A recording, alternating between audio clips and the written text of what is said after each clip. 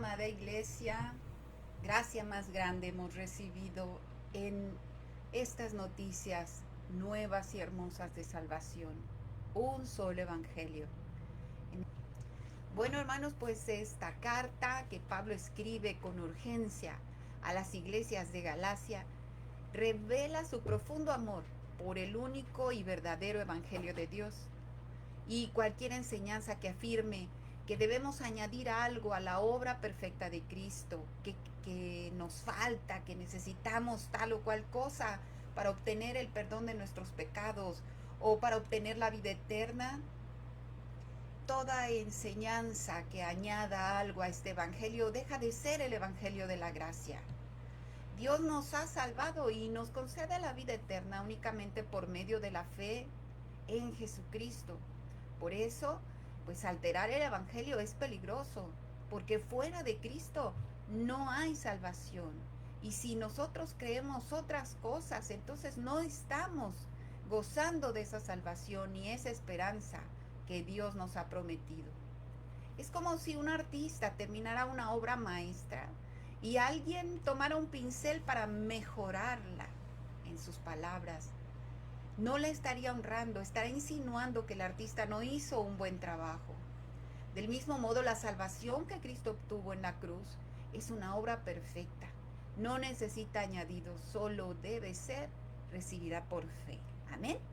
Bueno, pues esperemos que seamos ya como 10 listos para escuchar y aprender de esta palabra que Dios nos ha revelado. Y damos gracias a Dios por los 6. Bueno, ya somos 6, bendito sea el Señor. Bien puntuales, hermanos. Gloria a Dios por su vida. Gracias, Señor. La verdad central del estudio. No hay otro evangelio excepto las buenas noticias sobre Jesucristo. Amén. Y de eso se trata la carta, toda la carta de Gálatas. Y el versículo clave para esta noche es: Como antes hemos dicho, también ahora lo repito. Si alguno os predica diferente evangelio del que habéis recibido, sea anatema. Gálatas 1:9. amén, amén. Bien, pues bueno, para iniciar vamos a comenzar con un ejercicio de cierto o falso, según lo que nosotros sabemos acerca de la escritura. Sí, a estas verdades que aparecen aquí, vamos a pensar, a leerlas y vamos a meditar, ¿cierto o falso? Número 1 dice: Moisés metió cientos de animales en el arca. ¿Cierto o falso? Falso. ¿Pero qué cree? Ni fue Moisés, ni fue Noé. Fue Dios mismo quien hizo que los animales llegaran al arca. Noé los recibió y los introdujo según las instrucciones del Señor. Número 2. Los 3 reyes magos visitaron a Jesús la noche en que nació. Pues falso. La Biblia no dice que fueran 3 ni que fueran reyes. Eran los sabios de Oriente que visitaron a Jesús tiempo después de su nacimiento. Y eso lo vemos en Mateo 2. Número 3.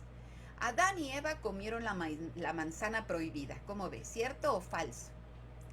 Falso también, ¿verdad? La Biblia nunca dice que el fruto fuera una manzana. Solo habla del fruto del árbol, del conocimiento del bien y del mal. Génesis 3. Número 4. Jonás fue tragado por una ballena. ¿Cierto o falso? Falso. La Biblia dice que fue un gran pez sin especificar la especie. Jonás 1:17. Y número 5. Dios ayuda a quienes se ayudan a sí mismos. ¿Cierto o falso? Bueno, esa frase no aparece en la Biblia. El Evangelio enseña que la salvación es por gracia de Dios, no por nuestros méritos. Eso lo vemos en Efesios 2:8-9. Así que esta última cosa pues es falsa. Tenemos el regalo de la salvación por gracia. Amén. Es el regalo inmerecido. Y sabe, hermanos, muchas ideas populares parecen bíblicas, pero no lo son. Por eso debemos examinar cuidadosamente lo que creemos a la luz de la palabra de Dios. Y ese es precisamente el llamado de la carta a los Gálatas, El verdadero evangelio es único y no nos debemos apartar de él. Amén. Bueno, la parte 1, saludos cristianos. Bueno, pues vamos a estar leyendo Gálatas 1 del 1 al 3. Y de hecho todo el estudio va a ser Gálatas 1. Inciso A, Pablo y los Gálatas. En la época de Pablo, hermanos, las cartas no comenzaban simplemente con hola, ¿cómo están? Espero que estén bien, o estimado leyente, o estimado creyente. Generalmente se incluían 3 cosas. ¿Quién escribía la carta? Era una presentación. ¿Y a quién iba dirigida? Era también una descripción de las personas que lo iban a recibir. Y además un saludo o una bendición. Y Pablo sí seguía esa costumbre, si podemos ver en la mayoría de sus cartas, llevan estos 3 elementos, ¿verdad? Una presentación del que escribe, a quién va dirigida y ese saludo o bendición.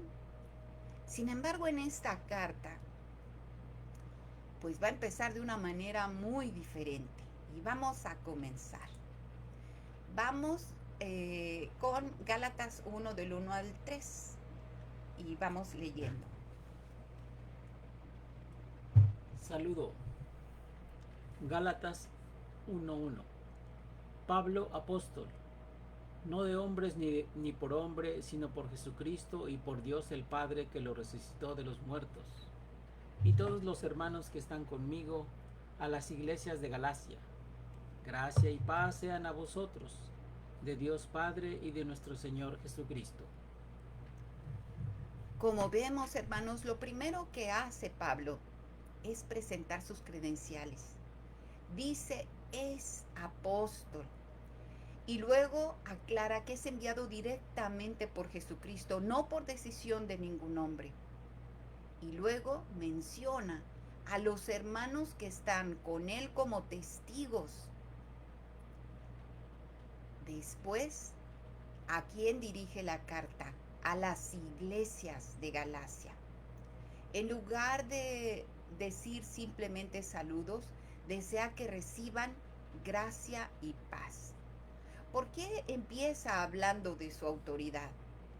Diciendo quién es el apóstol enviado directamente de Jesucristo. La cosa es de que algunos estaban diciendo que Pablo no tenía autoridad para enseñar.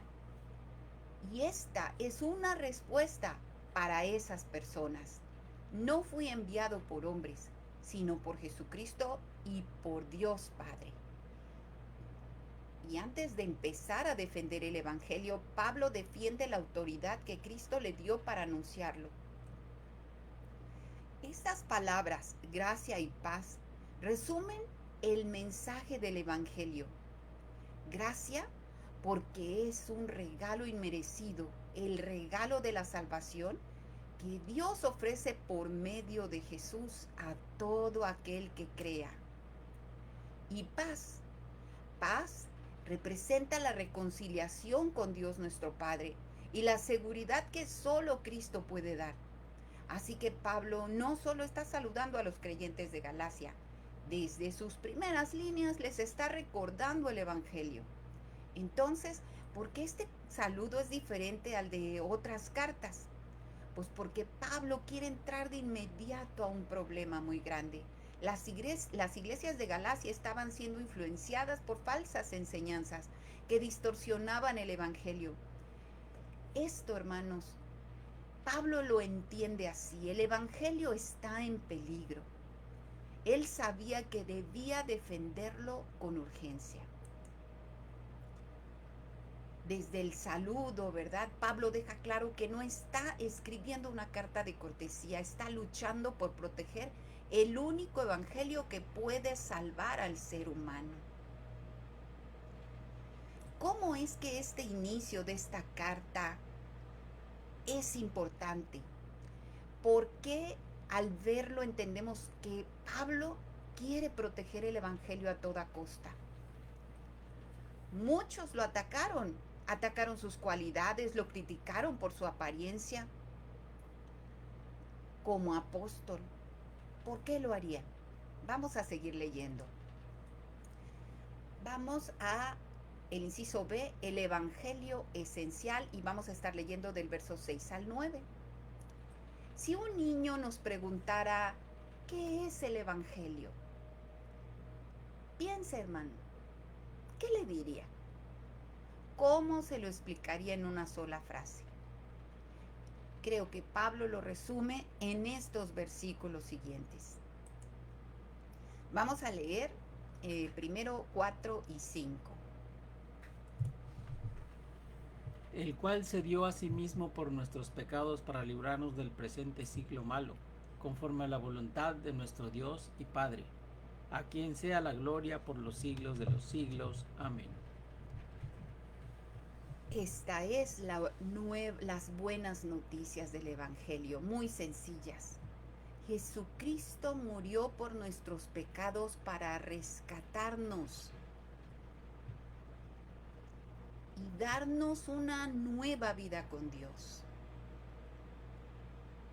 Eso fue exactamente lo que Dios había planeado desde el principio, conforme a la voluntad de nuestro Dios y Padre.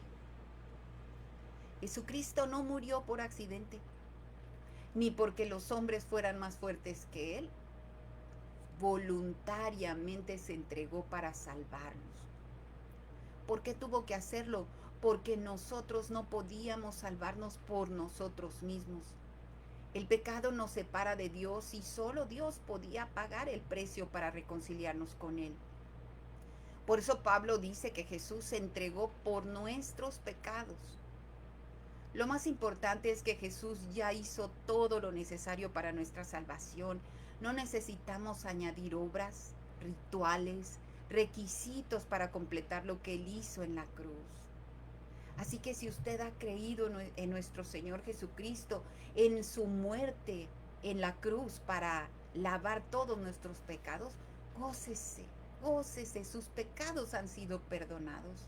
Solo debemos responder con fe, recibir ese regalo que Dios ofrece por gracia. Y aquí está la cosa, los falsos maestros enseñaban que creer en Jesús no era suficiente, que también había que cumplir la ley de Moisés para salvarlos. Estos eran los judaizantes. Así que esta es la respuesta. Que si hubiera que añadir algo al sacrificio de Cristo, entonces su obra en la cruz no sería suficiente. Y por eso termina esta introducción dándole toda la gloria a Dios. A quien sea la gloria por los siglos de los siglos. Amén. Porque la salvación es completamente obra del Señor. El Evangelio es la buena noticia de que Jesús hizo por nosotros lo que nosotros nunca podríamos hacer por nosotros mismos. Jesús muriendo por nuestros pecados para salvarnos. Y es un regalo de Dios. ¿Creen que el niño lo entendería?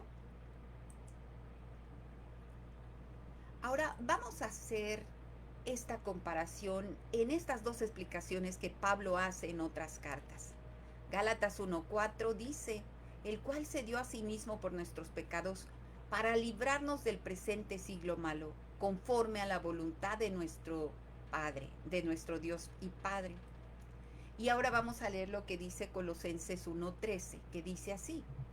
El cual nos ha librado de la potestad de las tinieblas y trasladado al reino de su amado Hijo, en quien tenemos redención por su sangre, el perdón de pecados.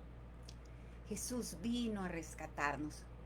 En una misión de rescate, hay personas en peligro. Esas personas no pueden salir por sí mismas. Tiene que venir un rescatista, entrar para salvarlas. El rescate tiene un costo y un riesgo para el rescatista. En el Evangelio, nosotros, hermanos, estábamos perdidos por el pecado. No podíamos salvarnos por nuestras propias obras. Jesús vino del cielo para rescatarnos. Él pagó el precio con su propia vida en la cruz. Parte 2. No hay otro evangelio, el falso evangelio. Y vamos a estar leyendo ahora los versos del 6 al 9. Ahora imagine que le dan un regalo de cumpleaños, pero luego descubre que no es gratis, que tiene que pagarlo. Y no solo es un pago, son pagos regulares posteriores, porque si no lo hace tendrá que devolverlo. ¿Qué piensa usted? ¿Es eso un regalo? Pues ¿qué cree? Que eso es precisamente lo que pensaban y enseñaban algunos que no entienden la libertad que se nos fue dada o simplemente no podían creerla. Querían cargar este regalo de la salvación con obras y obras y obras. Y vamos a leer del 6 al 10. Estoy maravillado de que tan pronto os hayáis alejado del que os llamó por la gracia de Cristo para seguir un evangelio diferente. No que haya otro, sino que hay algunos que os perturban y quieren pervertir el evangelio de Cristo. Mas si aún nosotros o un ángel del cielo os anunciare otro evangelio diferente del que os hemos anunciado, sea anatema.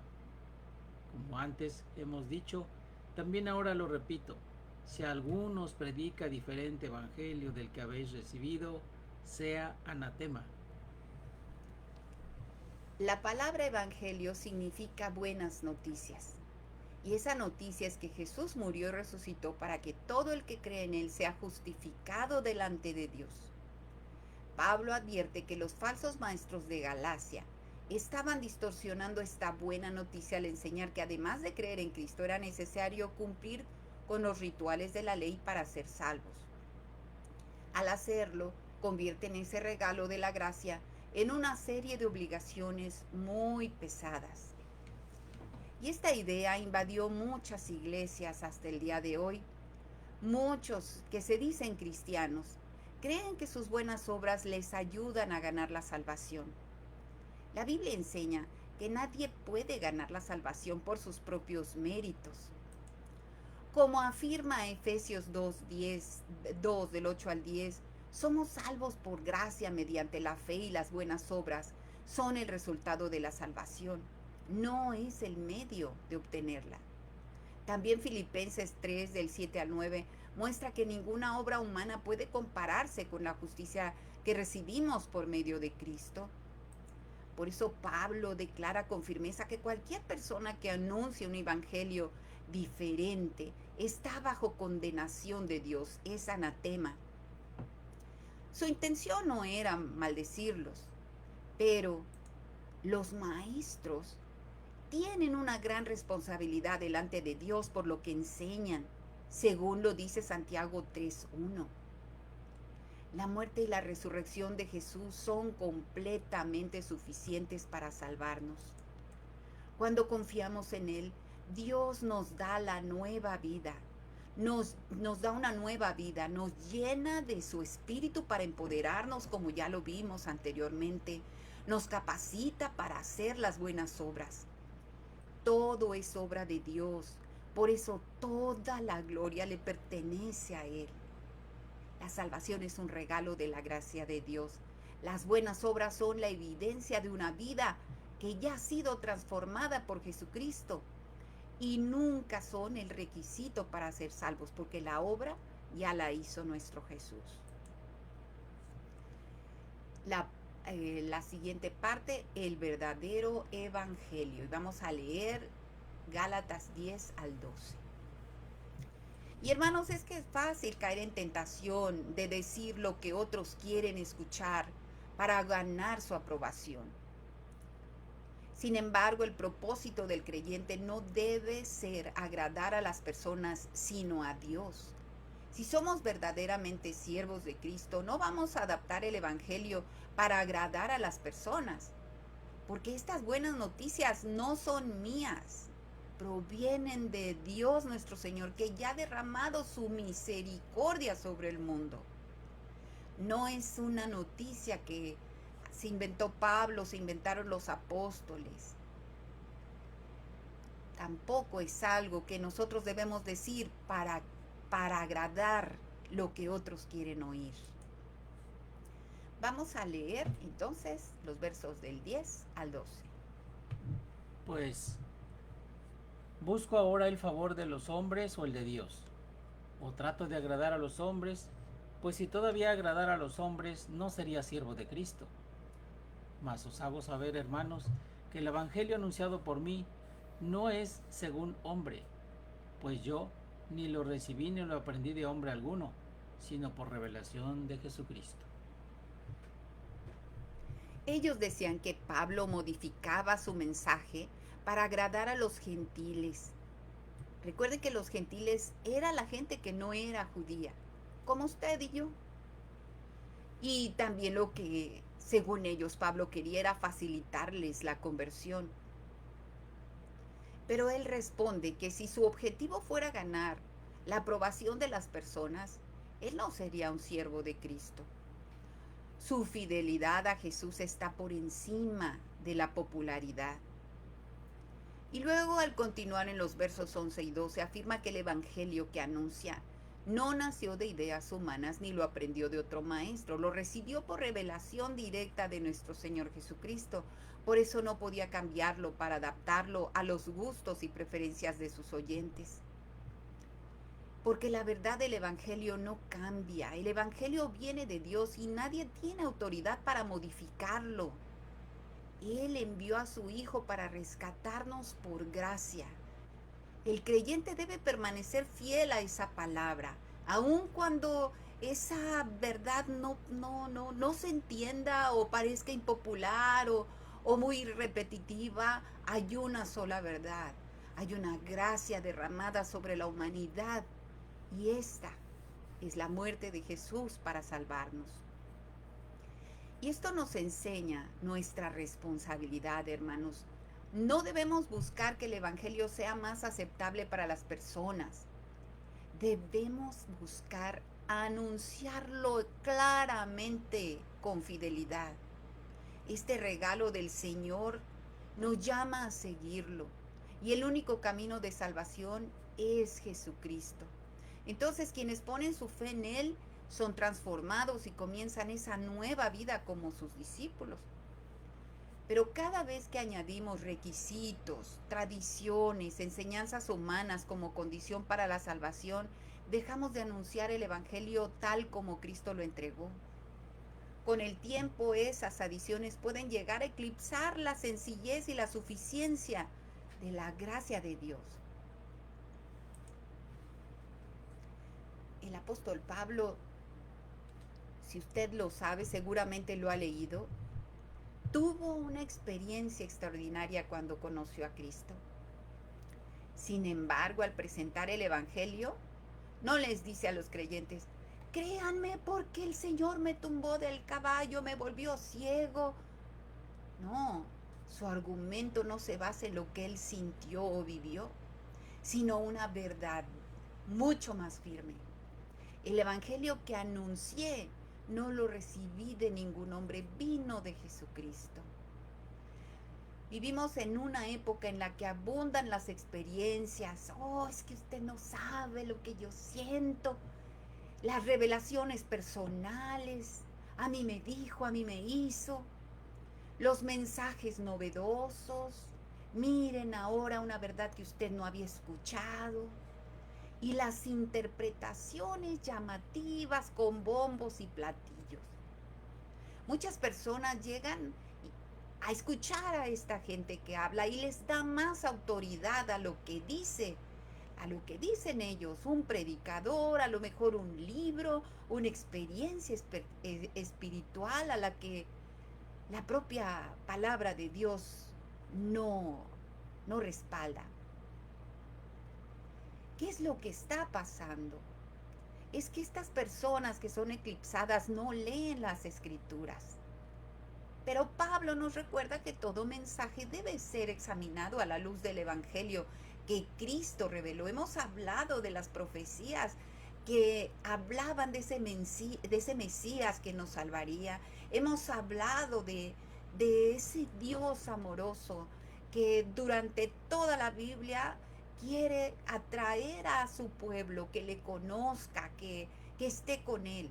Si queremos conocer la voz de Dios, hermanos, debemos conocer su palabra, porque el Señor sigue hablando hoy por medio de sus escrituras y el Espíritu Santo nunca va a contradecir lo que el mismo Dios está diciendo. Toda enseñanza, experiencia o revelación debe ser probada a la luz de la Biblia. Así que preguntémonos, ¿qué tiene más autoridad en nuestras vidas?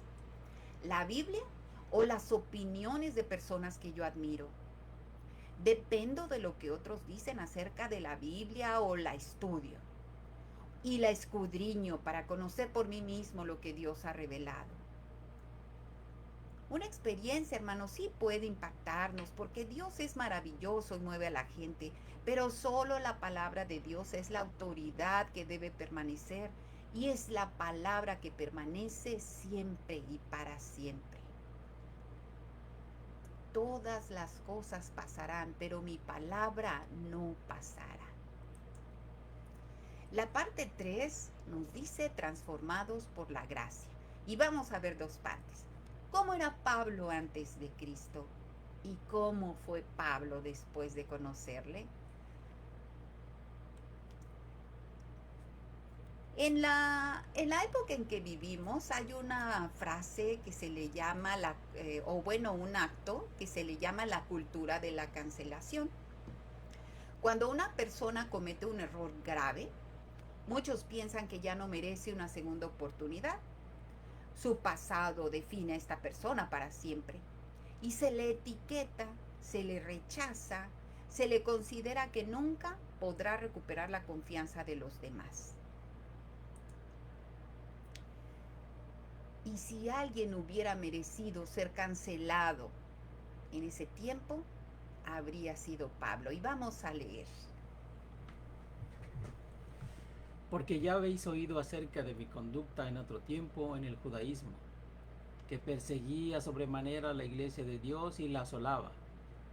Y en el judaísmo aventajaba a muchos de mis contemporáneos en mi nación, siendo mucho más celoso de las tradiciones de mis padres. Antes de conocer a Cristo, su nombre era conocido por una razón terrible. Él mismo lo dice en el verso 13, que perseguía con violencia a la iglesia. Consiguió permiso especial para arrestar a hombres y mujeres en Damasco y llevarlos encadenados de vuelta a Jerusalén. Eso lo vemos en Hechos 9. Pablo no oculta ni intenta justificar esta verdad terrible de su vida. ¿Cómo podían confiar en él las personas a las que una vez persiguió? Él está presentando el evangelio, pero miren su pasado. También defendía con mucha pasión las tradiciones de sus padres. Era un hombre muy preparado en su religión. Era un gran líder. Pero ¿cómo podía un enemigo de la iglesia, porque al hacer esto se convertía en enemigo de Cristo, cómo podría ser útil para difundir el evangelio de la gracia?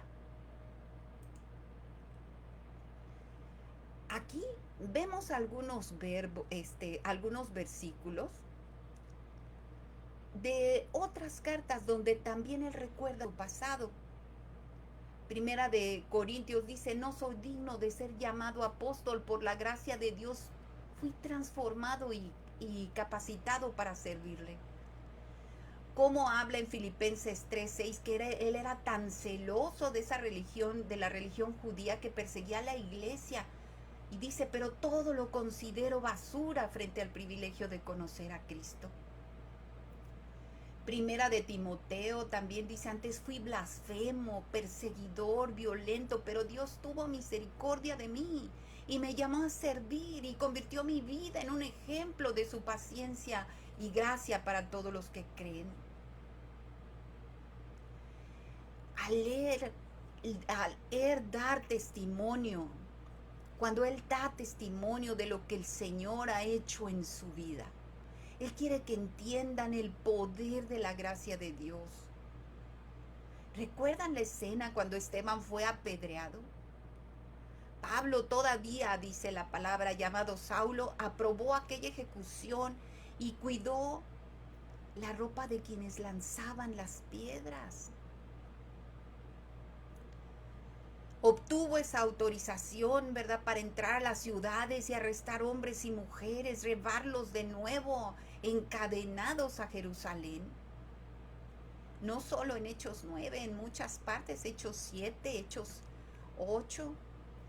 Era un perseguidor convencido, impulsado por su celo, por sus tradiciones. Humanamente hablando, parecía imposible que una persona así pudiera convertirse en un mensajero del Evangelio. Pero en el versículo 15 encontramos cómo fue eso posible, la respuesta que Pablo da. Pero cuando agradó a Dios, que me apartó desde el vientre de mi madre y me llamó por su gracia, revelar a su Hijo en mí para que yo le predicase entre los gentiles, no consulté enseguida con carne y sangre. Dios mismo le apartó y ya lo había hecho desde antes de nacer. No lo eligió porque fuera digno, lo llamó como nos llama a cada uno de nosotros, hermanos, por su gracia. La gracia de Dios es más grande que nuestro peor pasado.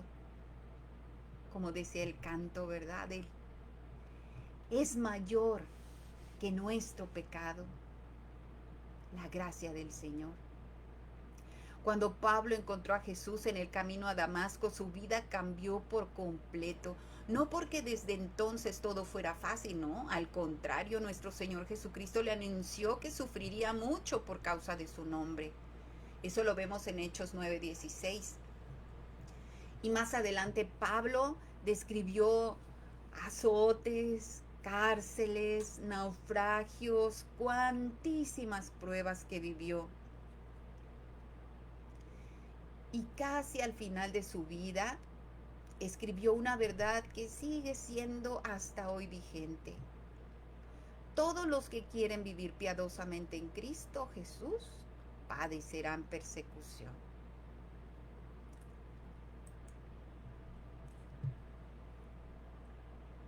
Pablo nunca volvió atrás, a pesar de tanto sufrimiento. Su vida nos deja una enseñanza preciosa. Dios está buscando, hermanos, personas valientes, no con un pasado perfecto. Está buscando corazones dispuestos, corazones que quieran responder a su llamado. No importa las tradiciones que hayas vivido, Él está llamándonos. ¿Estás dispuesto a responder ese llamado?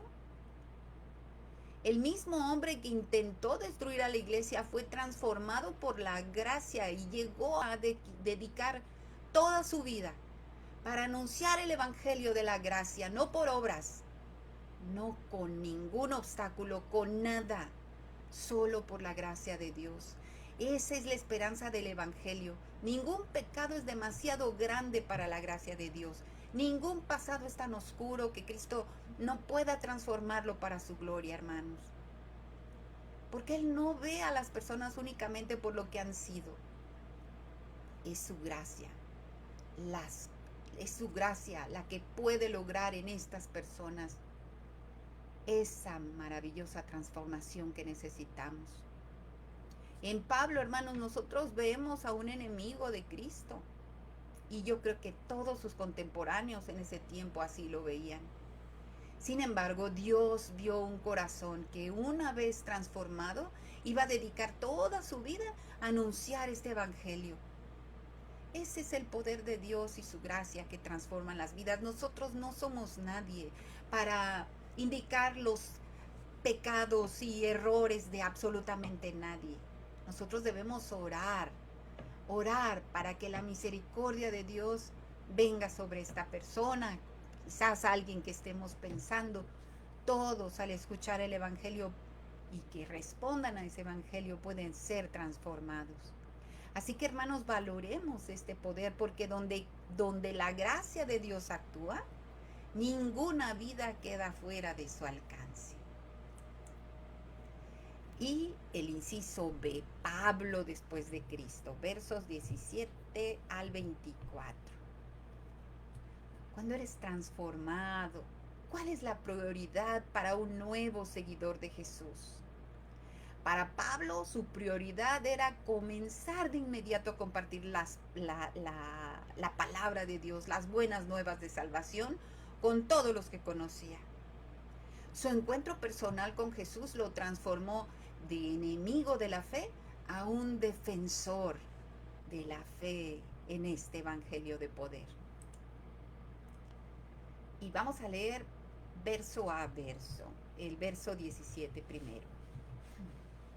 Ni subí a Jerusalén a los que eran apóstoles antes que yo, sino que fui a Arabia y volví de nuevo a Damasco. Después de su encuentro con Jesús, Pablo no viajó inmediatamente a Jerusalén para recibir instrucciones de los demás apóstoles. En lugar de eso, comenzó a predicar de inmediato que Jesús era el Hijo de Dios en las sinagogas del mismo Damasco. Su prioridad ya no era perseguir a los cristianos, era anunciar el evangelio que había recibido de Cristo. Y luego viajó a Arabia, una región cercana, y luego regresó a Damasco, donde permaneció aproximadamente 3 años. La Biblia no explica con detalle qué hizo durante ese tiempo. Algunos consideran que fue un periodo de comunión con Dios y de comprensión más profunda de las Escrituras. Otros piensan que también aprovechó para predicar ahí el Evangelio nuevamente y desarrollarse más. Lo cierto es que Pablo siguió sirviendo a Cristo sin depender de la dirección de los apóstoles de Jerusalén. Vamos a leer el verso siguiente. Después, pasados 3 años, subí a Jerusalén para ver a Pedro, y permanecí con él 15 días. Pero no vi a ningún otro de los apóstoles, sino a Jacobo, el hermano del Señor. Cuando finalmente visitó Jerusalén 3 años después de su conversión, permaneció solamente 15 días con Pedro y también conoció a Jacobo, el hermano del Señor. Este breve encuentro demuestra que Pablo no recibió de ellos el contenido del evangelio ni de su autoridad apostólica. Su mensaje y su llamado ya habían sido dados antes, ¿verdad? Directamente por nuestro Señor. Durante la visita, continuó predicando con valentía, especialmente entre los judíos de habla griega. Los mismos grupos que habían participado en la oposición contra Esteban. Como resultado, nuevamente intentaron matarlo, según lo que se lee en las escrituras de Hechos, por lo que los creyentes lo enviaron a Cesarea y luego a su ciudad natal, Tarso. Y desde ahí siguió ministrando en las regiones de Siria y de Cilicia. Vamos a leer del verso 20 en adelante. En esto que os escribo, he aquí delante de Dios que no miento. Después fui a las regiones de Siria y de Cilicia, y no era conocido de vista a las iglesias de Judea, que eran en Cristo. Solamente oían decir, aquel que en otro tiempo nos perseguía, ahora predica la fe que en otro tiempo asolaba, y glorificaban a Dios en mí. Aleluya. Las iglesias de Judea ni siquiera conocían personalmente a Pablo. Solo escuchaban decir, el que antes nos perseguía ahora predica la fe que antes destruía. Al ver la transformación que Dios había obrado en la vida de Pablo, ellos glorificaban al Señor. Cuando Pablo relata esto, su propósito es ver que estos hechos demuestran que su apostolado no dependía de la aprobación de los apóstoles, por ejemplo, en Jerusalén, ni tampoco el respaldo de alguna iglesia. Su autoridad provenía directamente de Jesucristo. Y el evangelio que anunciaba no era una enseñanza humana, sino la revelación divina. Es muy claro el evangelio en palabras de Pablo. Hermanos, rechazar el mensaje de Pablo significaba en realidad rechazar el mensaje de Cristo nuestro Señor mismo. Una verdadera conversión, hermanos, produce un cambio visible. Y eso lo vemos a través de la vida de Pablo. Es un cambio radical que arriesgó su vida y pasó penurias como las hemos escuchado. Las personas pueden desconfiar al principio como ocurrió con Pablo, porque nosotros tenemos también un pasado. Podrían decir, ay, pues, ¿y usted que nunca se ha equivocado? Así le pasó a Pablo. Pero con el tiempo, hermanos, una vida verdaderamente transformada y fiel y constante al Evangelio terminan siendo un ejemplo como lo fue en la vida de Pablo, que da gloria al Dios que lo hizo. El creyente comienza a tener una autoridad que no descansa ni en su pasado, ni en títulos, ni en reconocimientos, ni en aprobación humana, sino en permanecer fiel. Cuando un cristiano es fiel a través de los años, es fiel a la palabra del Señor, es cuando empieza a tener esa autoridad y la gente empieza a creer en ese cambio verdadero. Meditemos, hermanos, un poco. ¿Cómo pueden los creyentes discernir de dónde proviene la autoridad de un maestro? La autoridad de un maestro no se mide por su carisma, por sus experiencias personales, sus estudios o su popularidad, sino por su fidelidad a la palabra de Dios. Pablo insistió en que el evangelio que predicaba no era una idea humana, sino una revelación del Señor. Por eso los creyentes, hermanos, debemos hacer lo mismo que los bereanos de Berea, examinar las escrituras para comprobar si lo que usted está diciendo, hermano, es de verdad lo que dice la palabra. Un verdadero maestro no dirige la atención hacia sí mismo y hacia sus experiencias. Un verdadero maestro dirige la atención a Cristo, a la Biblia. Y la segunda palabra que nos invita aquí el libro, el autor de este estudio, dice, ¿qué cree que hizo de Pablo un predicador del evangelio tan eficaz? La eficacia de Pablo no se debió únicamente a su preparación, y vaya que era un hombre bastante preparado. Su inteligencia y su capacidad para hablar, pero las tenía. Era muy inteligente. Sin embargo, lo que marcó la diferencia fue la obra de Dios, fue la mano de Dios en su vida. Él conoció personalmente a Jesucristo y fue transformado por su gracia.